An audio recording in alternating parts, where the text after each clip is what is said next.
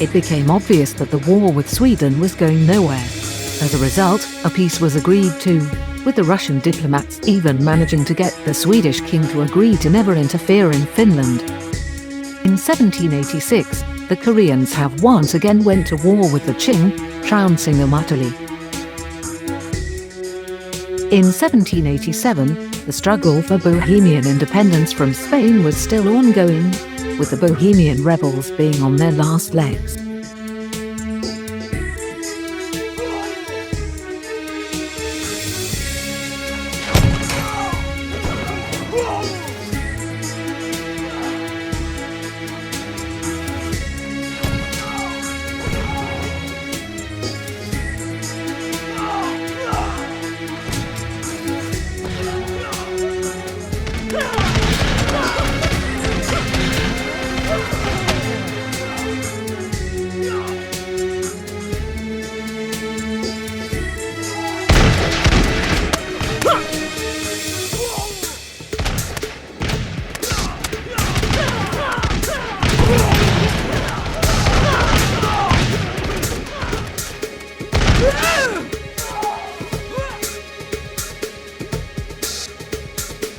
However, the province of Silesia had too broken with the Spanish crown, causing them to begin fighting side by side with the Bohemians.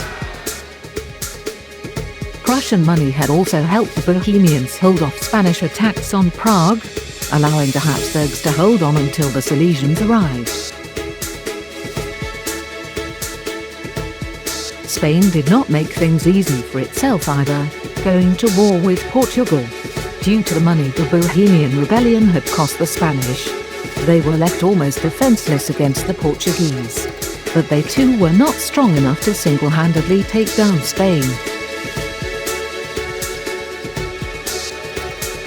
In September of 1788, Russia became concerned with just how powerful Korea had become, leading to the imperial government deciding to attack Korea in Manchuria, while their army was preoccupied with occupying China.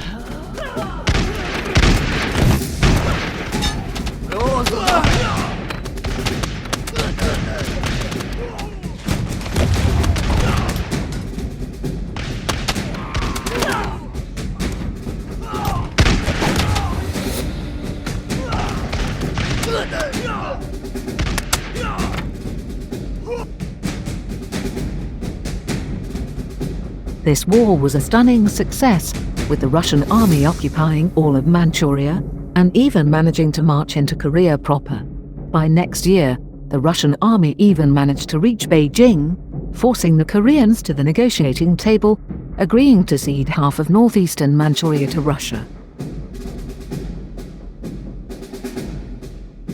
One war that went unnoticed by the European powers was the Franco-British War, which has been going on for over 10 years by 1789, as the civilized world was more focused on the German War, and the Franco-British War was a colonial war waged somewhere in South America. However, the losses from that war were truly horrifying. In 1789, seeing just how weak Spain had gotten, the King of Savoy decided to go to war. This was a good opportunity to do so too, as Portugal had finally managed to march into Madrid. At the same time, the Franco-British War was still raging on. However, due to the high cost in both lives and money this war was, a revolution happened in France, resulting in the execution of the king. These news worried and horrified all the noble and royal houses of Europe. However, nothing too serious was happening in the aftermath of this revolution, for now anyhow. By mid-1791, most of continental Spain was occupied by Portugal, and the Franco-British War had finally come to an end. Relations with the Ottomans had reached a boiling point. Eventually, the Russian Empress had openly said to a Turkish diplomat, saying that if the Ottoman government does not hand over Georgian lands, war will be inevitable. After hearing words of refusal, Russia went to war with the Ottoman Empire once again.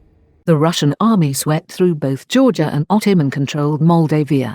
Seeing how hopeless the situation was for them, the Turks agreed to hand over all of Georgia in 1792.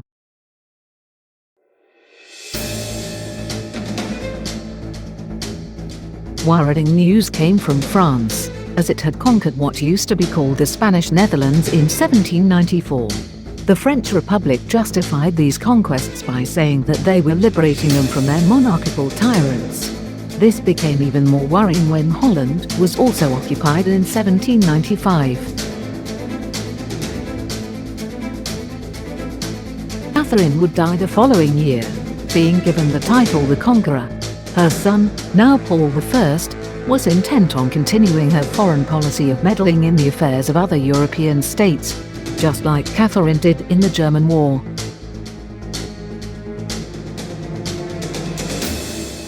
In North America, a contingent of armed Russian colonists had managed to subjugate a local tribe, expanding Russian America. In 1798, the French Republic went to war with both Spain and Portugal, waging this war with varying successes. By this point, the French Republic had managed to destroy the French state's relations with other European powers. Their constant threats of eventually overthrowing the ruling houses of Europe did not help their situation. Because of this revolutionary zeal, the great powers of Great Britain, Prussia and Russia had a great interest in having the French bogged down in their war with the two Iberian countries. By 1801, the French have managed to beat the Spanish out of northern Italy while struggling against the Portuguese landing on their Atlantic coastline. In unrelated news, before even unifying the German states, the Prussians have established the colony of New Swabia.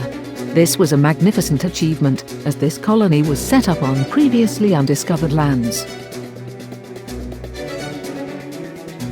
Even though the British did want to bog down France in Iberia, relations between them and the Spanish have boiled over into an all-out war. Meanwhile, in North America, the Kingdom of Quebec began settling territories in the frozen north of the continent, while at the same time trying to re-establish some sort of control over the former Martinique Protectorate, while Michigan was doing the same in the south.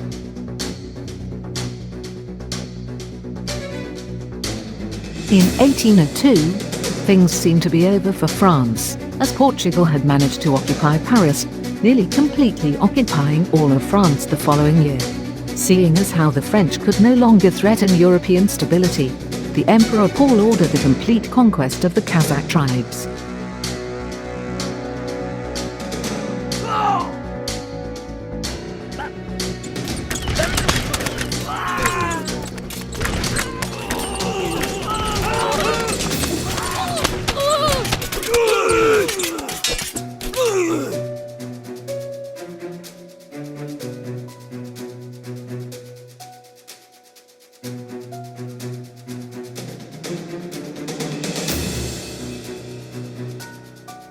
In 1804, something unusual had happened.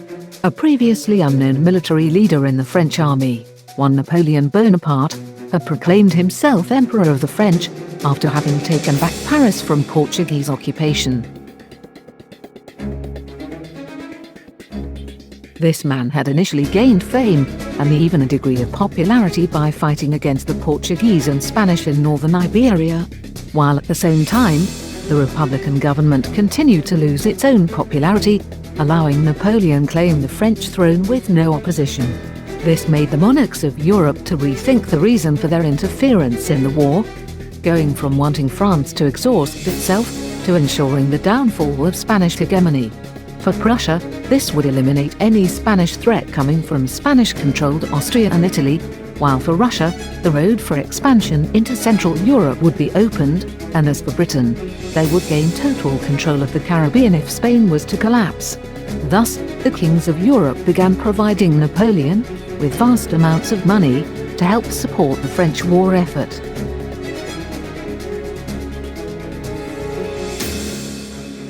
In 1807, the Prussians have taken control over Bohemia, allowing the Habsburgs to rule there on behalf of the government in Berlin.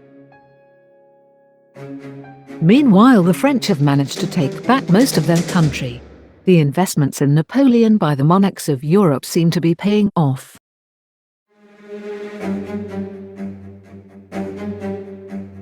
By 1812, the French seemed like they were about to come out on top. In the meantime, the Prussians managed to negotiate with the King of Denmark about handing control of formerly Holy League lands over to the Prussian crown. It was rumored that the Prussian king had paid an unimaginable amount of money for this agreement. Either way, it was obvious that the unification of Germany will be happening under Prussian leadership.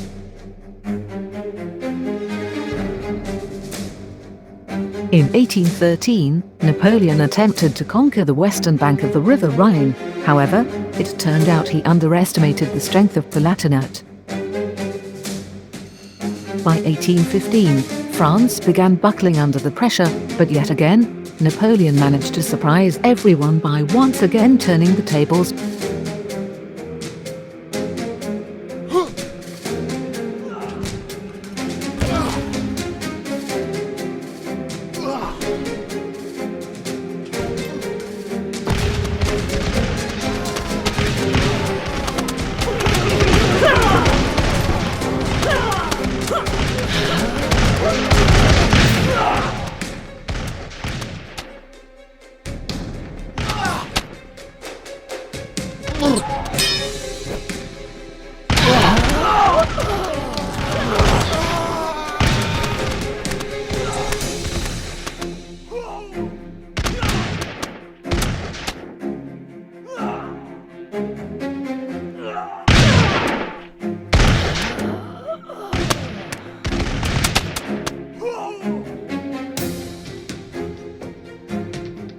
However, in 1818, a large Spanish force operating out of northern Italy had managed to beat Napoleon in another battle for Paris, ending in the French emperor's death and the Spanish occupation of Paris.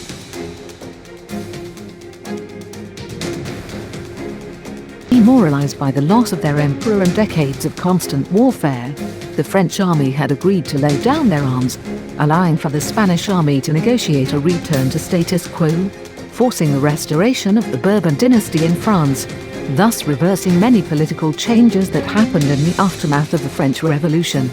Even thought they were unable to force the French army out of Catalonia, but did not save the French troops stationed there from the wrath of the locals.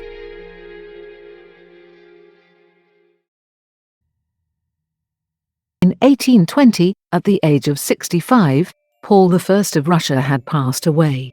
But before he did die, he managed to pick his successor. He decided not to let his firstborn son, Alexander, inherit the throne, as he did not wish to rule. However, he needed an heir who could preserve the territory of Russia and prevent future rebellions in the provinces. Thus, the choice fell upon the rigidly conservative Nicholas, making him Nicholas I. Upon his coronation, Nicholas promised to hold on to the vast Russian land, preserve Russian greatness, and not allow the disintegration of the social order and fabric of Russian society, and to never allow a bloody revolution like that which happened in France.